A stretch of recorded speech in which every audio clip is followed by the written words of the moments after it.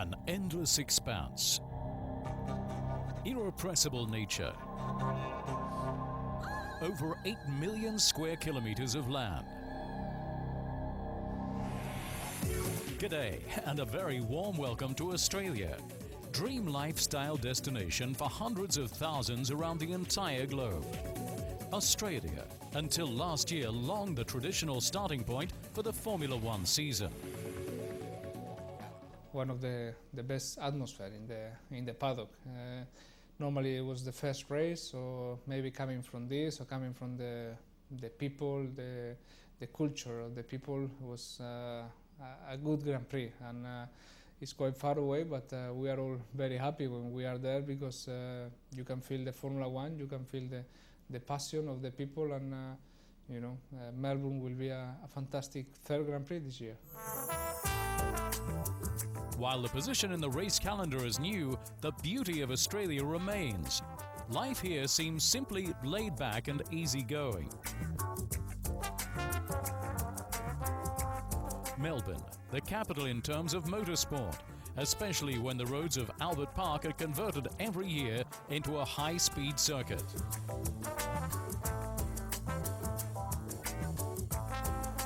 This city of 3.4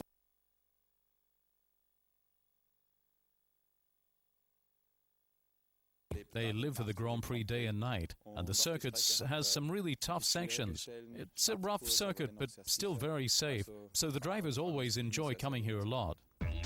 When things really get going, the Aussies' enthusiasm is unbridled. It's a fantastic atmosphere for any motorsports fan. For Melbourne and Australia, this Grand Prix is also special for another reason. In Mark Webber, they've one of their own behind the wheel. And the fans naturally follow their hero's every move, something he greatly enjoys. It's always good to compete in front of my home nation. They're very passionate towards sport in general, and also with, I suppose, my career, they follow it with interest. It's not easy for them to follow it because the races are always in the middle of the night, so it's not on at peak time, but we race there, as you know, once a year, and they turn out and really give me a lot of support. Great atmosphere, emotion and passion. Typical Australia, a sporting nation through and through, where they're always looking for the next challenge and the next kick. One thing's in their blood for sure, spirit and a joie de vivre from an early age. When you arrive at the circuit, you're met with a smile. When you go out in the evening, the people are open and you easily get into conversation. So it's a really positive atmosphere, and that always makes the Australian Grand Prix in Melbourne very special. Australia, land of adventure and myths, full of spellbinding beauty. Its very own kind of magic. Welcome to Down Under.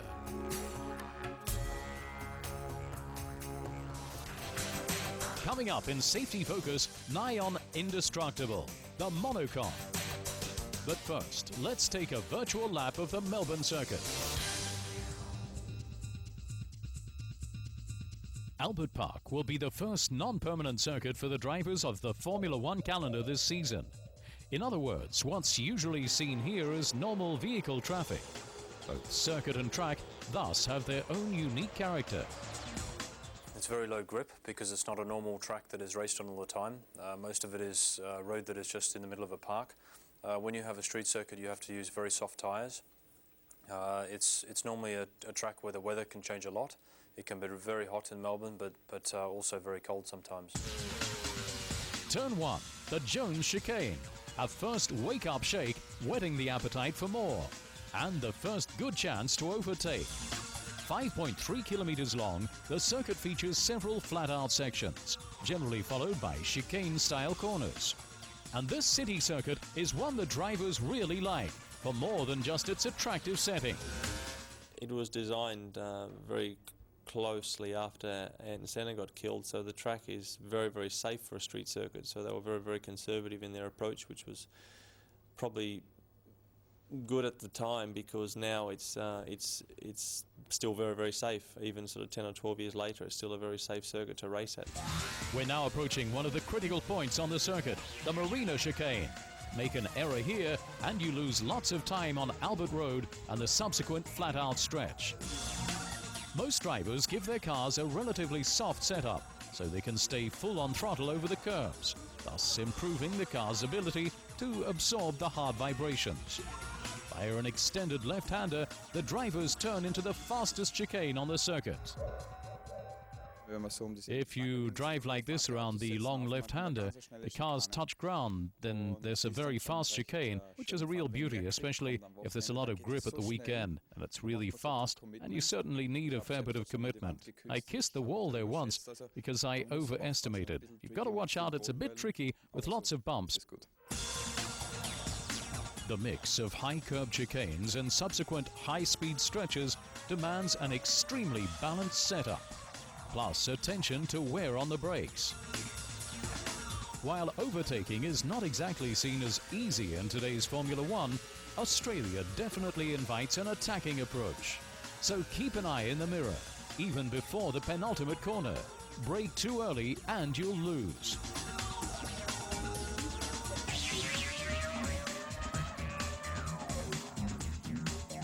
Now for a look at the current championship standings. Fisichella's catching up, and Button's on the offensive. Second place alongside Michael Schumacher. After the 1-2 in Malaysia, the Renault team proves most reliable, and with its excellent performance, it's way on top. Coming next, all the latest from the Formula One scene. But now, in personal, the local hero from Down Under. This year, Mr. Nice Guy Mark Webber aims to show what he's about. And with his team backing him, the 29-year-old Australian is bursting with confidence. He's after a podium finish, ideally in front of a home crowd. And he sees the secret to his potential success in the incomparable mentality of the Australian people. Oh, I think pretty laid back, actually. The Australians are huge sports fans, so which I am as well. So I'm very interested in following other sports. Don't take things too seriously, and just take it as it comes, and but also tell it as it is and tell it straight. So you know, we're not interested in all the small talk. The Australians are not big on that. So which a lot of that sometimes happens in Formula One. Webber has put the disappointing 2005 season behind him. Following in the footsteps of legendary Williams drivers like Mansell, Prost and Senna, he's conscious of the need for success. Living in England, the likeable Australian is highly regarded. If you know what an Australian is like, that's what Mark Webber is like. He's very straightforward, very can-do. That means very positive about achieving things. Nothing's too much trouble for him, and is now very experienced. Qualities that Webber, now in his 5th Formula One season, should finally put to good use. All that's missing is a win. Australia, a good omen. Here in 2002, one of his career highlights as he recalls. Definitely my first Grand Prix in Melbourne, when I finished 5th in my first race. It was absolutely not supposed to happen. I was supposed to finish maybe 17th or 18th, but because Minardi is a very, very small team, and it was our first race together, and in Australia as well. So the team boss, Paul Stoddart, is Australian, so the whole thing just very luckily come together, and it was a very special day. A bit of luck and lots of hard work on his mental and physical condition. As often as he can, this model athlete jumps on his mountain bike to get away for a bit from the Formula One circus. Yeah, I don't enjoy the paddock that much, to be honest. It's a interesting place and a lot of odd people in there sometimes, but generally, you know, I'm just turning up to do the racing, and I love driving for Williams, and that's the most important thing for me to do on race weekends, is to turn up and do my job for the team. The Williams name stands for impressive success. 113 wins, 9 constructors and 7 drivers' titles. Quite a past to live up to, but Frank Williams has faith in Webber's speed. Last year we noted that his qualifying performances were truly sensational. and that means he is very quick. Because of our car perhaps, or lack of confidence, his results weren't good enough, and he was involved in 1 or 2 little accidents, sometimes not of his own making. But he has great talent, and it's our job this year to give him the product. For the FW28 to remain permanently competitive, the Cosworth needs to be made even more reliable. Consistency and reliability, the be-all and end-all. Then this man can prove his worth. Mark Webber is seen as the most promising racing driver from down under since Sir Jack Brabham and Alan Jones. But he's staying cool. 06 is no different for me. I'm out there to absolutely do the best for myself and, of course, inevitably for the team. So together we'll work very hard to get the right results, and the opposition is very strong, but that's what we're in Formula One for, because to beat the best, you have to beat the best. The last Williams victory at the Albert Park circuit was exactly 10 years ago, as no less a man than Damon Hill won the race here in 1996. And as we all know, he went on that year to become Formula One world champion. Coming up in Safety Focus, the carbon fiber monocoque. But first, in techno, everything but carbon. Each car contains thousands of working parts, many made of highly durable metals. The drive assembly alone is made up of over 3,000 separate parts that have to work together perfectly. Up to 19,000 RPM, man and machine at the limit. The engine. This season it's got to weigh at least 95 kilograms.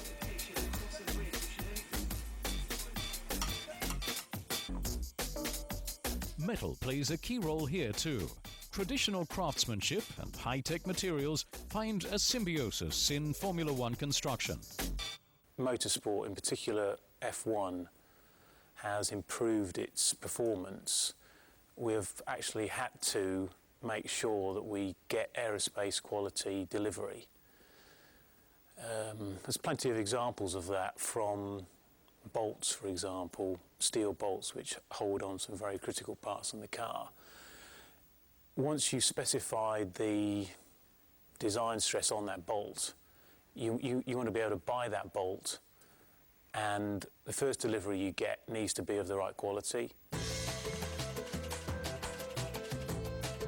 The technical heart of the car has to beat perfectly. And with everything working, the power is put firmly onto the track. The power is discharged via the tires. To ensure they can endure this, here too, the right material mix is key. Around 250 ingredients go into a racing tire. Using great heat and enormous pressure, natural rubber is worked into a base rubber compound. Steel rope is subsequently added, and in the end, the tire weighs around 7 kilograms and has to withstand every sort of condition. You can say you have tracks with very high temperature, high coefficient of friction, somewhere like perhaps Malaysia, compared to a track where Monaco, probably lower speed, and a street circuit. Computers are used to create the tire's inner frame, the wheels. From 3D models, the engineers develop special casting and machining tools. The prototype parts thus produced are put through a long and intensive cycle of tests and must then demonstrate what they can endure.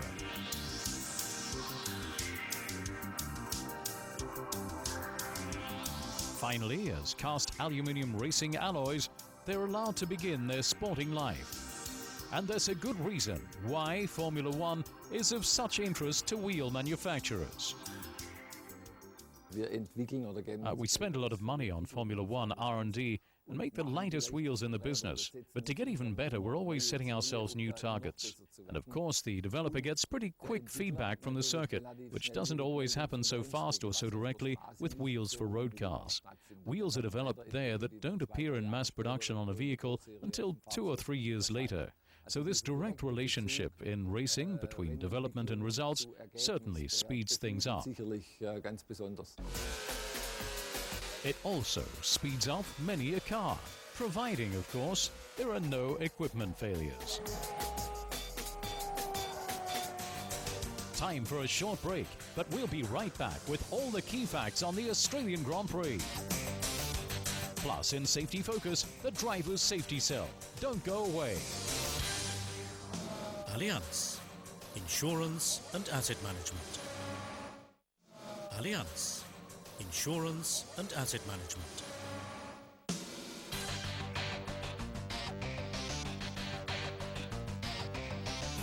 Welcome back to Inside Grand Prix. Coming up, news and facts. But first, in Safety Focus, the monocoque. Better safe than sorry.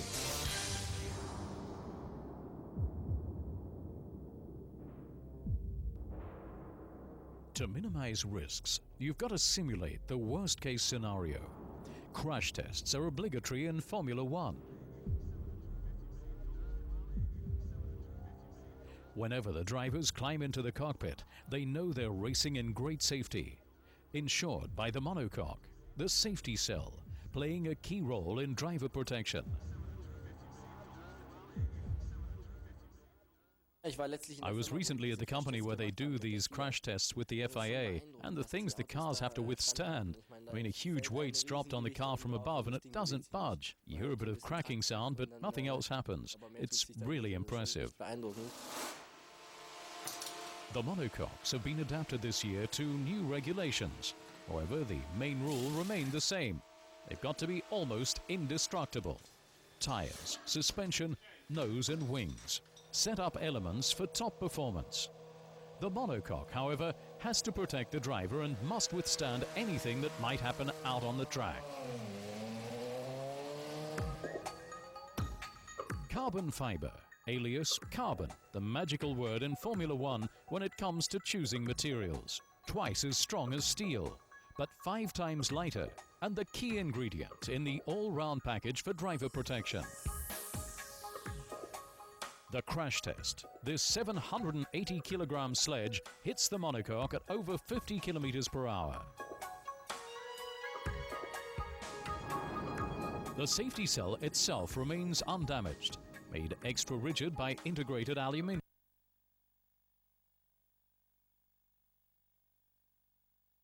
Don't deform, but splinter instead. The impact energy is thus dissipated and force absorbed. Motorsport and materials, a science in itself. Carbon fibres, very low density, lightweight, high stiffness, high strength. But a small, fragile fibre by itself is not practical for use in an engineering application. So you need to often weave it as you would a normal fabric for clothing, for example. And then you bond the fibres together using a resin system. Now, that resin system is then reacted after you've made the shape. Despite impressive results, the safety standards are constantly being tightened. As of this season, rear-end crash tests are now performed at 15 meters per second instead of the previous 12. That equates to 54 kilometers an hour of pure impact speed. Compared to reality and the top speeds of a Formula One car, that may not sound much. However, the crash test is just about one condition. So if you're going to crash in a forwards direction, I mean, we go into a barrier which has no compliance whatsoever. If you hit that, it's a solid barrier. So when you hit it during our crash test, we are looking to dissipate all of the energy that the car has in hitting that solid barrier. The principle of rigid passenger cells applies to passenger cars too. As in motorsport, safety in general motoring is also based on crash test results.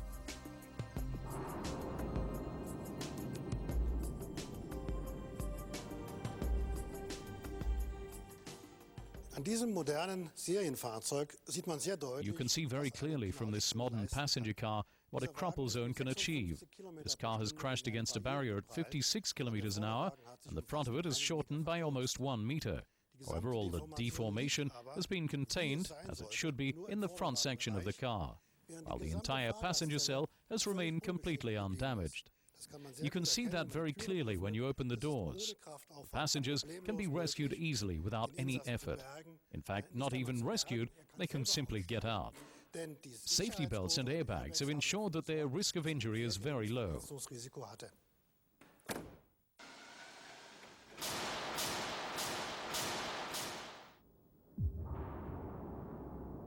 Optimum protection for optimum performance. Thanks to the high standards of safety in Formula One, the drivers have no need to worry and can concentrate on the main matter at hand, on the race.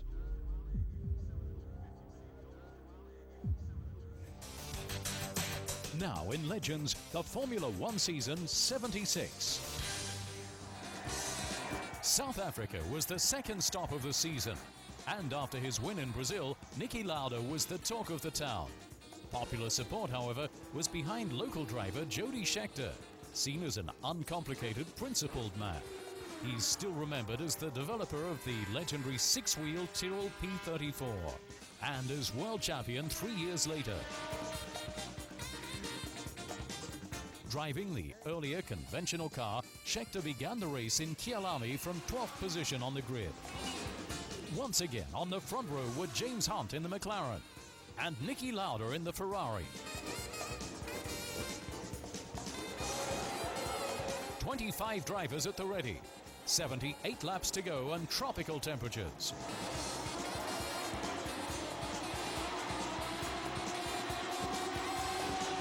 James Hunt and Niki Lauda got well away, speeding off side by side down the main straight.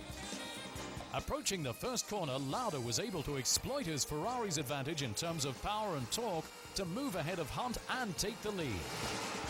While the pack got away unscathed, Ian Scheckter, Jody's elder brother, became his own worst enemy, and he was out of the race after less than 400 meters. Scheckter got under the rear wheels of Michael Leclerc's Williams, levered it off the ground, and ended up in the fence himself.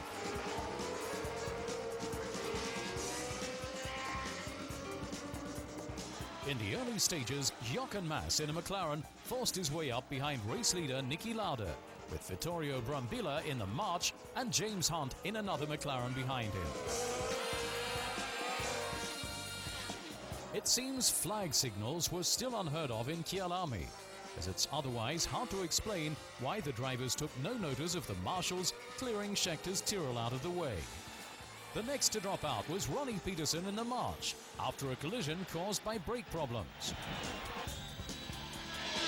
As pit lane radio had not yet been invented in 1976, pit boards remained the only means of communication.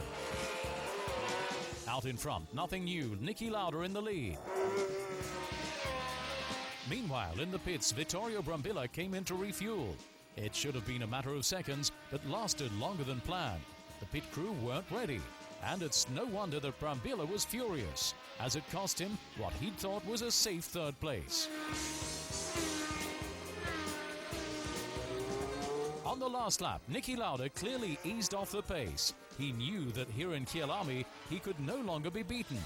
Behind Lauda, James Hunt was still able to overtake his teammate Jochen Mass, and narrowed the gap on Lauda to 1.3 seconds. Coming in behind Lauda, Hunt and Mass. Jody Scheckter missed out in his home race on a podium finish, while the other drivers in the points were John Watson and Mario Andretti.